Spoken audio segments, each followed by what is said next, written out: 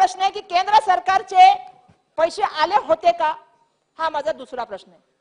भले केस काय चालू होता, आमचा डीबीटी जाओ, जॉईंट अकाउंट जाओ, हा आमचा प्रश्न नाही. आमच्या विद्यार्थ्याला शिक्षण मिळालं पाहिजे ही आमची नैतिक जबाबदारी आणि तो देशाच्या संविधानाने आम्हाला दिलेला अधिकार आहे, तो कोणी दिलेला नाहीये.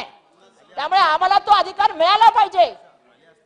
आणि बरोबर आहे साहेब, मी तो पुढचा प्रश्न तो विचारणार आहे की जर निधी आला असेल तर त्याचं वाटप का झालं नाही. बरं ठीक आहे, केस कोर्टात होती पण तुम्ही 40% तरी देऊ शकला असता तुमच्या हिश्श्याचे, हा ते तुम्ही दिले म्हणत आहे. अध्यक्ष महोदय, मला या ठिकाणी सांगायला पाहिजे की खूप सारे निर्णय जे आहेत ना ज्याच्यावरती ते चर्चा होतात. मंत्री महोदयांनी सन्मान्य टोपे साहेबांच्या उत्तरामध्ये सांगितलं की उच्च तंत्र मंत्री महोदयांशी मंत्रिमंडळात मी चर्चा करेन.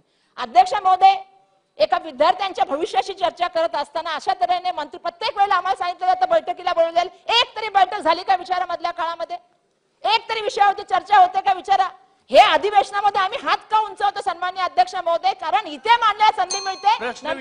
अध्यक्ष महोदय, हे केंद्राचे पैसे आले होते का, आले होते तर ते मुलांच्या अकाउंट मध्ये का नाही गेले हे ते सांगतात की येणाऱ्या काळामध्ये. मला हे सांगायचं की परिस्थिती काही उद्भव, नुकसान विद्यार्थ्यांचं होणार नाही ही जबाबदारी राज्य सरकार घेईल का. काही राज्य सरकारचे जे 40% पैसे आहे हे 100% संस्थेकडे दिले गेले.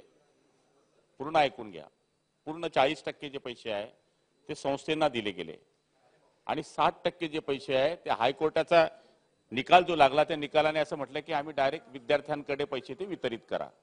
हे आपण जे सांगतायत ते सत्य आहे की 2 वर्ष पैसे दिले गेले ते काही कोणी टाळू शकत नाही, त्याच्यामध्ये राजकारण करण्याचा विषय नाही. पण संस्था ताई पूर्ण ऐका, आता तुमचं मी ऐकलं, माझं पण ऐका भाऊ म्हणून. संस्था चालक कोर्टात गेले, संस्था चालक कोर्टामध्ये गेल्यानंतर त्या ठिकाणी निकाल त्यांच्या बाजूने लागला म्हणून केंद्र सरकार सुप्रीम कोर्टात गेलं. सुप्रीम कोर्टामध्ये गेल्यानंतर केंद्र सरकार सुप्रीम कोर्टानंतर त्यांनी सांगितलं की तुम्ही हायकोर्टात जा आणि हायकोर्टाने हा निकाल दिला की तुम्ही डायरेक्ट पैसे अकाउंटवर द्या. आता 5 सप्टेंबरला तो निकाल लागला, कोर्टात पेंडिंग असल्यामुळे गाईडलाईनच आल्या नव्हत्या काय करावं, विद्यार्थ्यांना द्यावं की संस्थेला द्यावं, त्याच्यामुळे ती लढाई कोर्टात चालू होती. ताई हे समजून घेतलं पाहिजे.